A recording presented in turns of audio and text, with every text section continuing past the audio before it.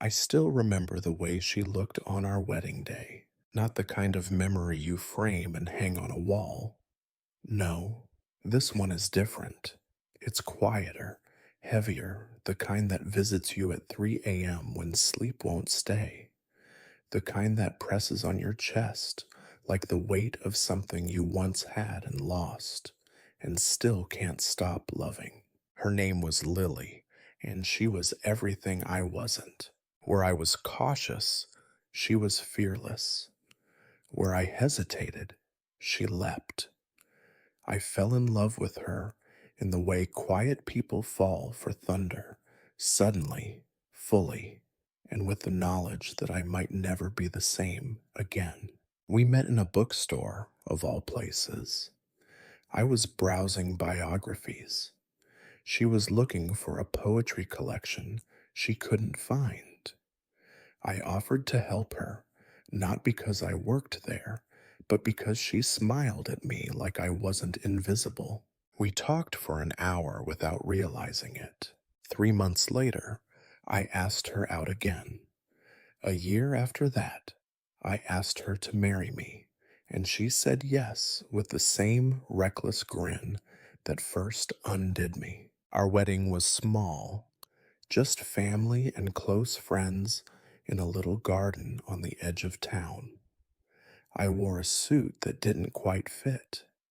She wore a dress that made strangers cry. But what I remember most wasn't the music or the flowers or the cake. It was the way she said my name during her vows, like she was letting go of every doubt and choosing me, not as her future, but as her fight. We promised forever, and for a while, we meant it. We moved into a one-bedroom apartment above a bakery. The smell of fresh bread greeted us every morning, and every night we fell asleep to the hum of distant traffic and the whisper of shared dreams. She wanted to be a photographer. I worked in IT, fixing things I didn't build. We didn't have much, but we had each other. And for a time, that was enough. We fought sometimes. Of course we did. About laundry, about bills, about how she'd leave the toothpaste uncapped, or I'd forget to buy milk. But the fights always ended the same way: tangled limbs, quiet apologies, and the belief that nothing could touch us if we just loved hard enough. But no one tells you that love, by itself, isn't always enough. No one warns you that forever is made of thousands of quiet, ordinary choices, and if you stop choosing each other, even for a little while, things fall apart in silence before they shatter with sound. The cracks didn't start loud, they whispered, the way she'd go to bed without saying goodnight, the way I stopped asking how her day went, the way laughter became rare and silence became a shield. It wasn't one thing, it was 100 little things, and slowly the we in our sentences started to disappear. It didn't happen all at once. People think marriages explode, but that's not true. Most of them fade. It started with the little things. She'd wake up earlier than me and leave before I opened my eyes.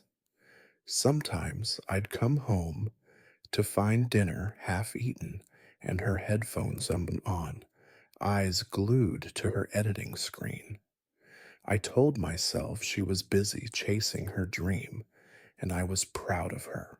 I was, truly. But pride has a strange way of turning into distance when it's not shared. I worked long hours to cover rent, bills, her photography classes. I never asked her to stop, never even thought about it. But I started to feel like I was financing a life I was no longer part of. She used to show me every photo, ask for my thoughts, laugh at my clumsy compliments. But now, She'd come home with memory cards full of moments I never lived. Strangers in street cafes, golden hour weddings, travel shots from cities I hadn't seen. Her world was getting bigger.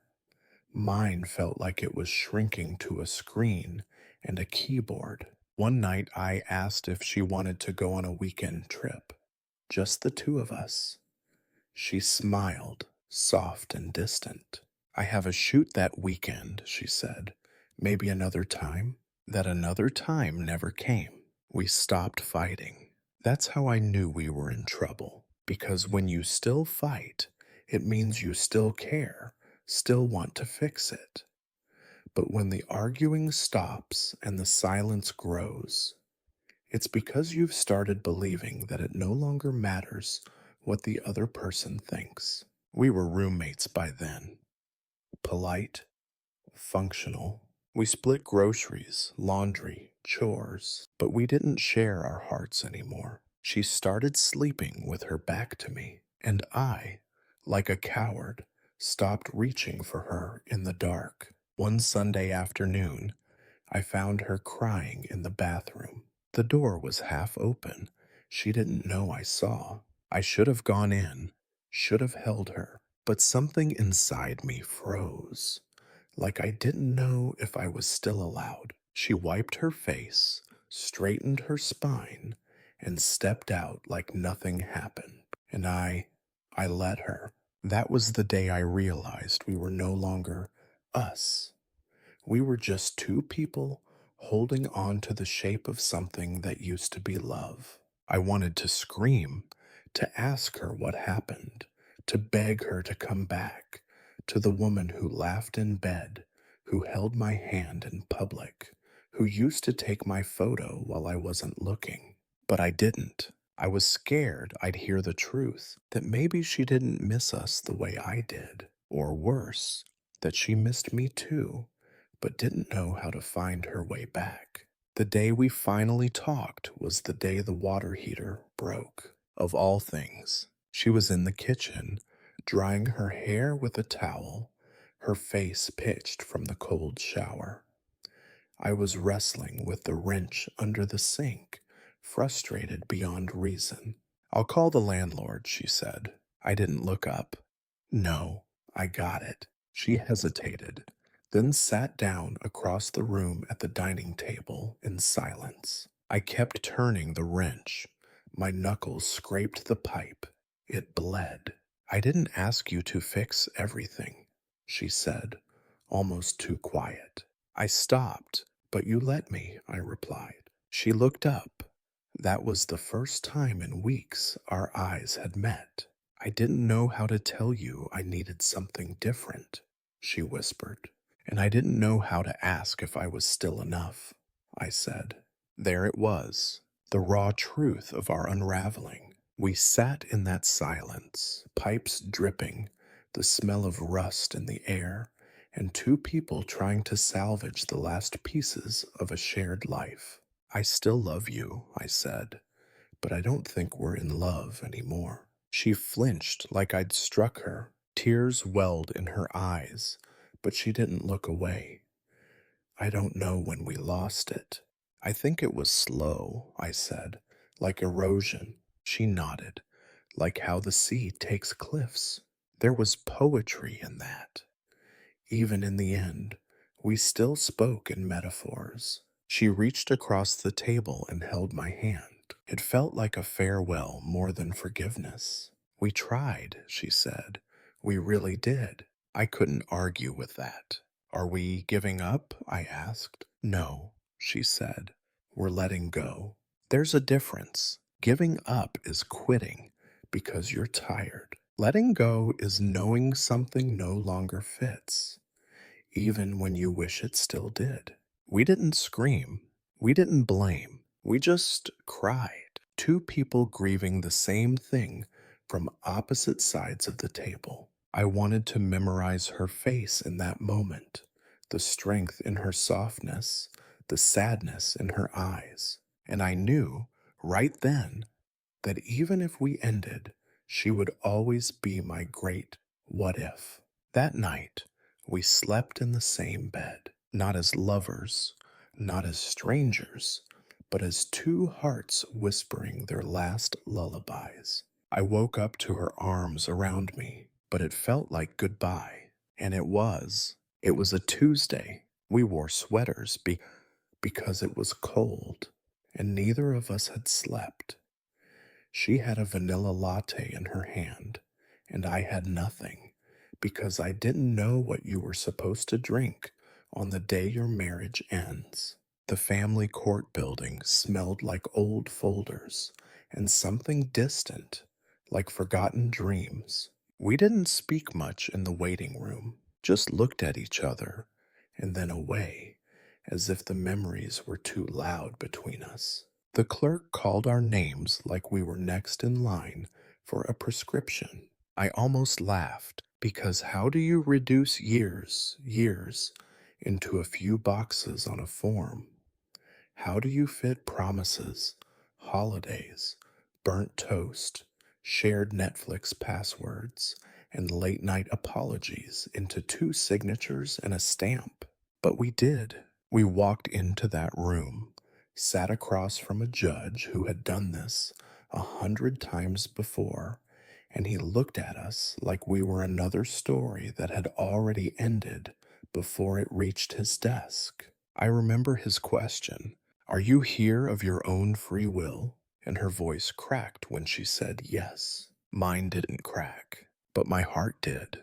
We signed like business partners, dissolving a startup that never found its footing. She took her pen back, placed the cap carefully on it.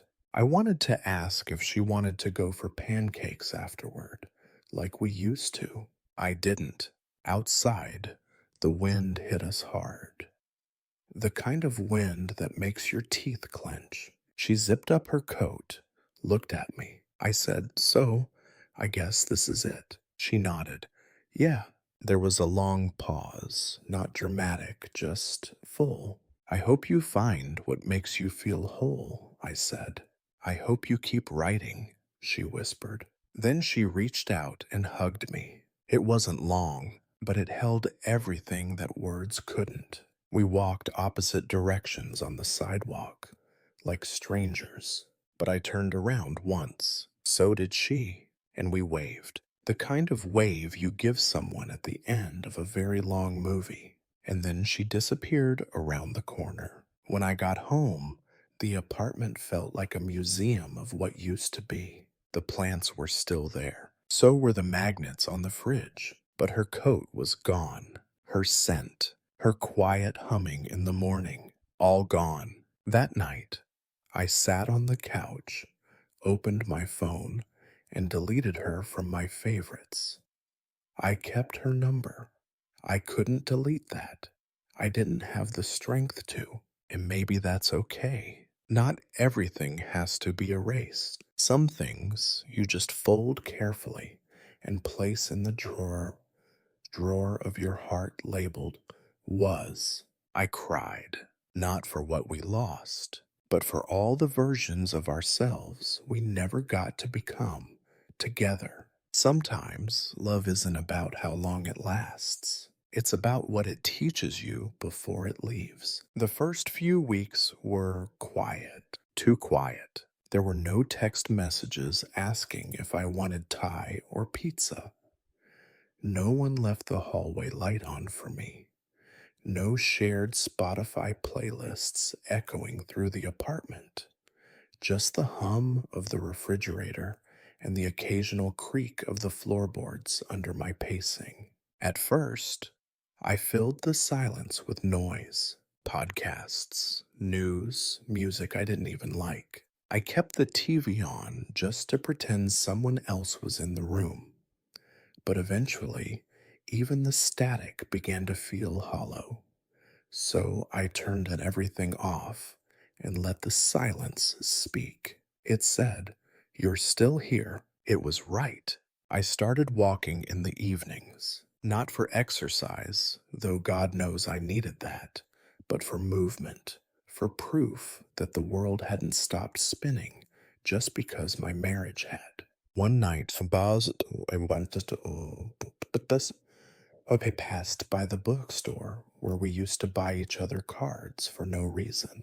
I stood in front of the window like an orphaned memory. Then I went inside. The clerk greeted me with a quiet smile, and I walked past the bestsellers straight to the poetry section. I don't even like poetry, but I picked up a thin volume with a navy blue cover and flipped through it. The page I landed on read, "You are allowed to outgrow people who once meant the world to you. You are allowed to be both grateful and gone."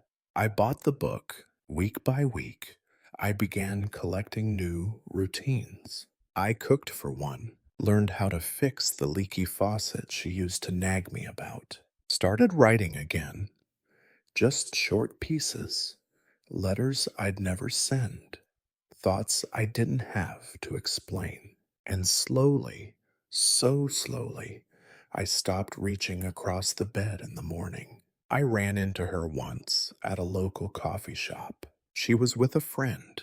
She looked radiant, light, like someone who had cried all her tears and finally found breath on the other side. We exchanged a smile, that quiet kind that says, "I see you, I still wish you well." She didn't walk over, I didn't call her name. We just let that moment float, and it was enough. One night, a friend invited me to a gathering at a small art studio. I almost said no, but then I remembered how often she used to tell me, "Just go.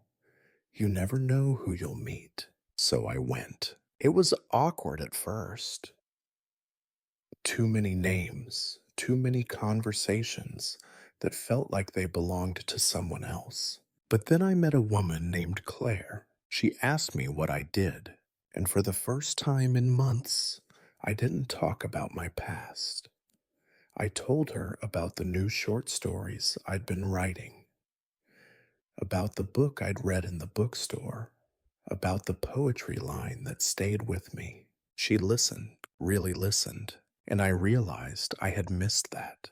Not romance, not passion, but presence. We exchanged numbers, not with pressure, just curiosity. That night I wrote in my journal, "I think I'm starting to come back to myself." And maybe that was the beginning, not of a new love story, but of a new self. It was a Thursday afternoon, the kind that feels like it's holding its breath, clouds thick above the city, like rain might come, or it might not. I was working from home, writing up a freelance article on resilience for a nonprofit, when my phone buzzed. A name I hadn't seen in months lit up the screen. Maya. I stared at it for a second longer than I should have. She hadn't blocked me. I hadn't blocked her. But we'd both quietly agreed not to open that door again. Until now. The message was short. "Hey, I found something in a drawer. I think it's yours. Can I drop it off?" My fingers hovered over the keyboard. I typed, "Sure." "Leave it at the front desk?" Then deleted it. Typed again, "Sure, I'll be home after 5." I hit send before I could think. At 5:23 p.m., the buzzer rang. I opened the door before it buzzed twice. There she was. Same almond eyes, a different scarf. Her hair shorter, tucked behind one ear. We didn't hug, just stood there for a breath.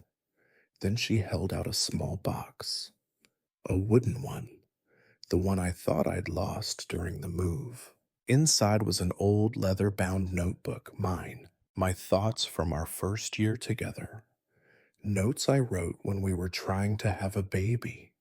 Little poems I never had the courage to read aloud. I swallowed hard. "Thank you," I said. She smiled, small and tired. I almost threw it out, but something told me not to. We stood in silence again. She looked around the hallway, then down. "You look well." "You too," I said. "I heard you spoke at your brother's wedding. They said your speech made people cry." Guilty, I smiled. She laughed, a soft, honest laugh. Then she looked up at me, eyes gentler than I remembered. I'm glad you're okay. I nodded. You too. She hesitated. Anyway, I'll get going. And just like that, she turned. But before she reached the stairwell, I said it. Maya. She turned. I'm sorry. Her eyes softened. She stepped one stair down, then stopped. You don't have to say that, she replied. No, I do, I said, for the times I chose being right over being kind, for how I made silence feel heavier than anger, for not listening when you needed me to. I don't expect anything from this. I just needed to say it. She blinked fast, looked away, then back at me. I'm sorry too, she whispered, for shutting down when I should have opened up, for walking away when I was scared to stay, for making you feel like loving me wasn't enough. My breath caught. We stood there in the echo of mutual regret and quiet grace. Then she smiled, really smiled, that smile that used to light up everything. You know, she said, I think we were meant to love each other, just not forever. I nodded.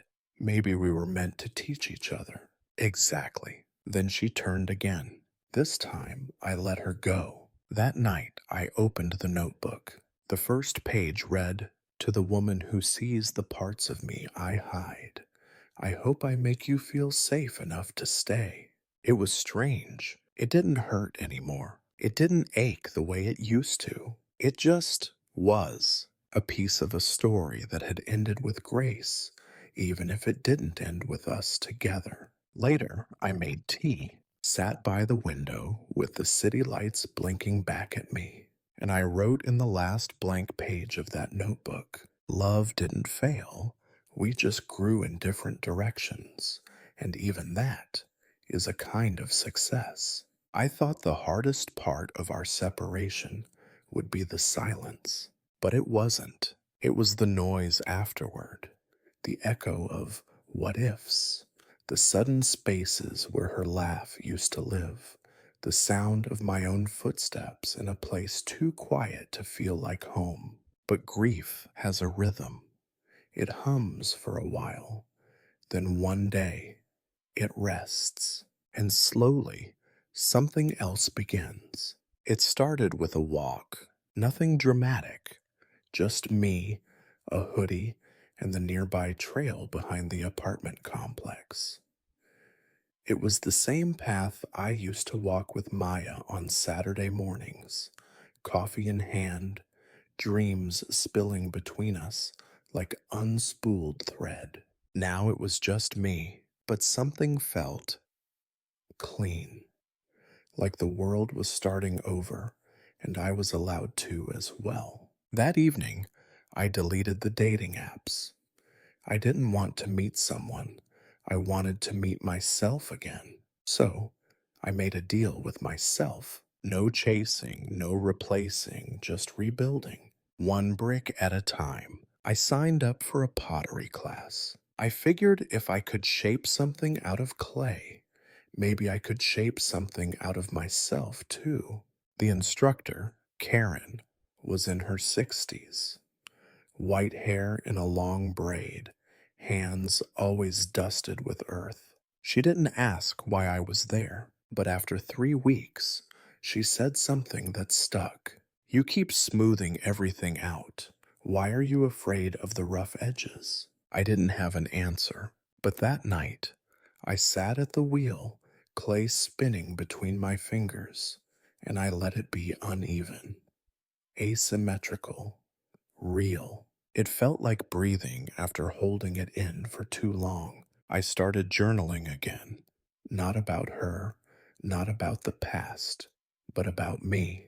What I noticed, what I felt, what scared me. Sometimes I wrote letters I never sent. Sometimes I wrote truths I didn't know I believed until I read them back to myself. One entry said, I'm learning how to be alone without being lonely. Turns out there's a difference. Another said, I used to think being loved meant being chosen. Now I know being loved means being seen. And sometimes we have to see ourselves first. One afternoon, I ran into Maya's friend Lily at the bookstore. We exchanged polite smiles, made small talk. As we were about to part ways, she looked at me and said gently, You look lighter. I nodded. I feel it. She paused. Maya's doing well, by the way. I smiled. I'm glad. And I meant it. Truly. That night, I opened the window. The wind was soft, not sharp like the week after she left. And I realized I wasn't waiting anymore. Not for closure, not for an apology, not even for a new beginning. I was just here. And for the first time in a long time, here felt enough. I'm not sure when it happened exactly. The moment I stopped carrying the version of me I had to be for someone else and started becoming the man I wanted to be for myself. Maybe it was during that pottery class, or in the bookstore, or in the quiet mornings when I made coffee for just one mug, and it didn't feel sad anymore. But one day, I looked in the mirror, and I didn't see a man who had been left behind. I saw someone who stayed, who didn't run, who rebuilt. And finally, I saw someone I could come home to. You don't notice when the door unlocks at first. Not the big door, the one we all picture opening with fireworks and violins. No, I'm talking about the small one, the one inside your chest, the one you locked the day someone walked out. For me, it creaked open one Sunday morning. I was at the farmer's market, minding my own business, choosing pears. I liked them overripe, the kind Maya used to call already regrets. She hated them. I bought them anyway, and then I heard a laugh, not hers, but it had the same rise in the middle, the kind that bubbles out before a person tries to catch it. It was coming from the flower stall. That's when I saw her. No, not the one. I'm not here to give you a love at first sight miracle. She was just a woman, holding a bouquet of sunflowers, haggling with the vendor over whether 3 stems and a smile counted as payment. She looked over and caught me staring. I panicked, smiled too quickly. She smiled back, and that was it. That tiny door inside me creaked open. Over the next few weeks, I saw her again, twice at the market, once at a community event where kids painted tiles for a mural. We never talked long, just enough to remember each other. Then one day she asked, Do you always buy bruised pears? I laughed. Only the ones that remind me life is messy. She raised an eyebrow. That's either poetic or deeply concerning. I shrugged. Maybe both. She extended a hand. I'm Nora. I shook it. James. Nora wasn't like Maya. She didn't fill silences with plans. She didn't apologize when she disagreed.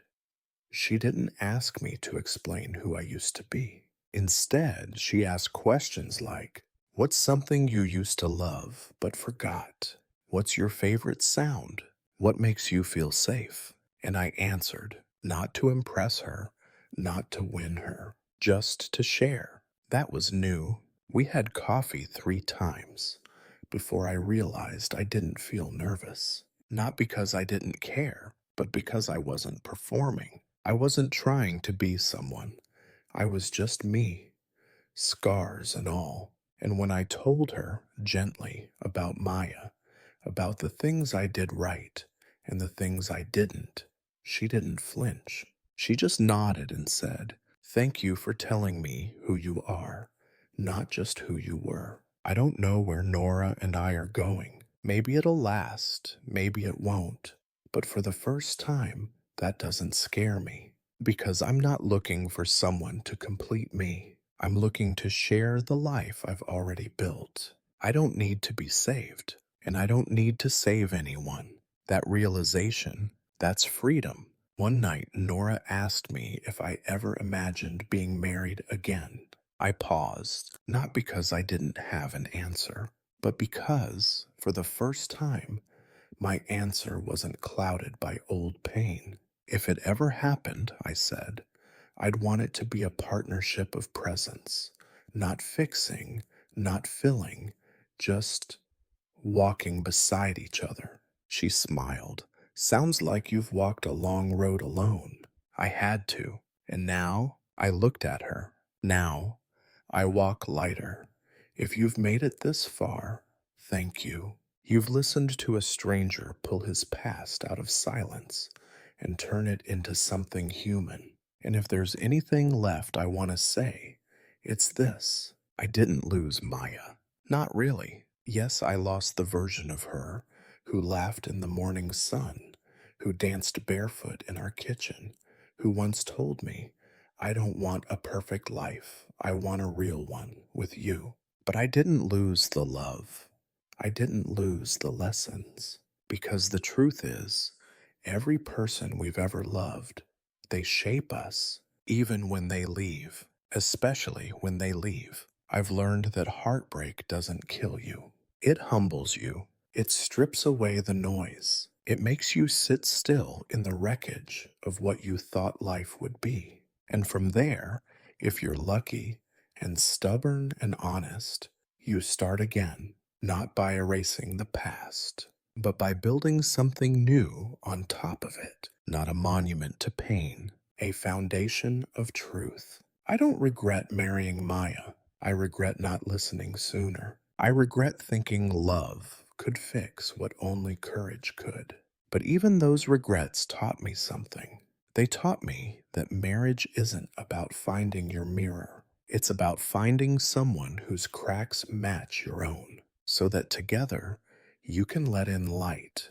These days, my apartment is small. I own fewer things. I sleep better. I don't check my phone at 2 a.m., hoping for a message that won't come. Instead, I read more. I cook again. I say no to things I used to say yes to, just to keep the peace. And sometimes, when the air is still, I hear her voice in my memory, not as an ache, but as a melody, a part of the song that got me here. One time during the divorce, I told my therapist, I don't know who I am without her. He replied, then maybe it's time to meet that man. I think I have. He's quieter than I imagined, gentler, a little older, a little sadder, too. But he's honest. He no longer builds his life around being chosen. He chooses himself, and in doing so, he's learned to love from fullness, not fear. So if you're listening to this because you've lost someone, or because you've lost yourself in someone, let me say what I wish someone had said to me. You're allowed to grieve. You're allowed to miss them. You're allowed to remember everything, even the pain. But you're also allowed to begin again. Not when you're healed, not when it's all wrapped in a bow, but now, as you are, because broken doesn't mean unworthy. It means human, and you are worthy of peace, of love, of coming up to yourself. This was my story. It wasn't perfect, but it was mine, and I'm grateful to have lived it. Thank you for listening.